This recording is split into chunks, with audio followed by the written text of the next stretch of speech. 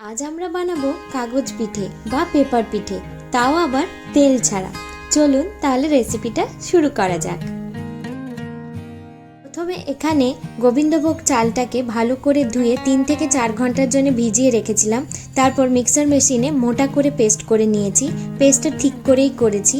আর কিছুটা নারকেল কুড়ে নিয়েছি আর পরিমাণ মতো চিনি নিয়েছি। প্রথমে ওই পেস্টটাতে পরিমাণ মতো নুন দিয়ে গরম জল দিয়ে ভালো করে পেস্টটাকে গুলে একটা মিক্সচার তৈরি করে নেব।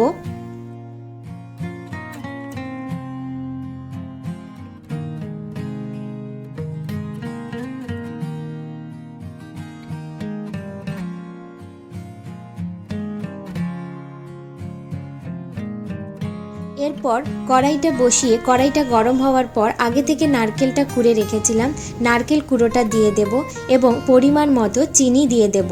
দিয়ে 3 থেকে 4 মিনিটের জন্য ভালো করে এটাকে নাড়তে থাকবো মিডিয়াম ফ্লেমে। এটা নাড়া বন্ধ করলে হবে না, নাড়া বন্ধ করলে কড়াতে নারকেলটা লেগে যাবে।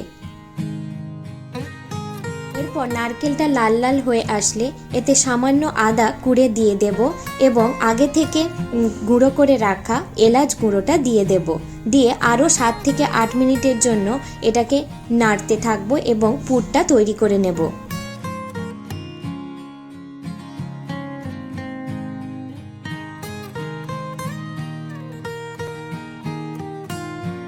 আপনারা দেখতেই পাচ্ছেন পুরটা রেডি হয়ে গেছে। এবার পুরটাকে সাইডে রেখে দেব এবং তাওয়াটা বসিয়ে দেব।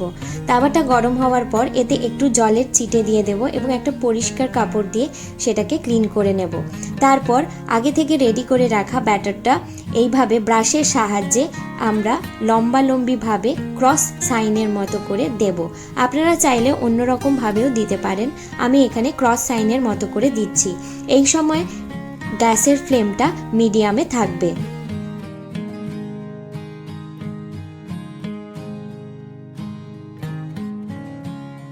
এরপর 1 মিনিট মতো এটাকে হতে দেব এবং আগে থেকে রেডি করে রাখা পুরটা মাঝখানে দিয়ে দেব এবং 4 দিক থেকে এটাকে ফোল্ড করে নেব।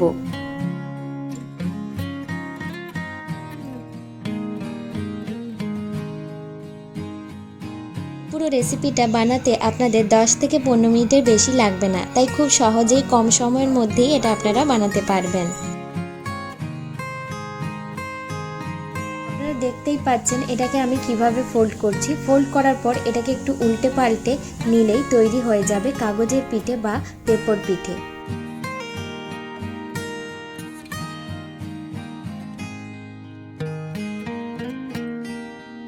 আমি এখানে আরও একটা আপনাদের বানিয়ে দেখাচ্ছি। আপনাদের যদি কোথাও বুঝতে অসুবিধা হয় আপনারা এটার মাধ্যমে আরও ভালোভাবে বুঝতে পারবেন।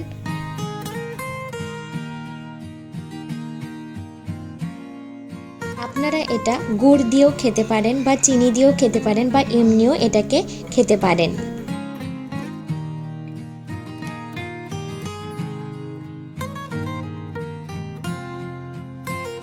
একদম কাগজের মতো পাতলা হয়ে থাকে।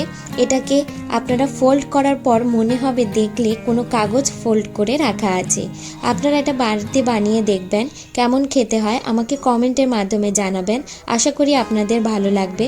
আর কোথাও যদি বুঝতে অসুবিধা হয় সেটাও কমেন্টের মাধ্যমে আমাকে জানাবেন।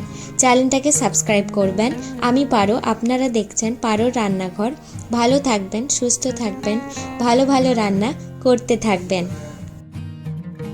Bye.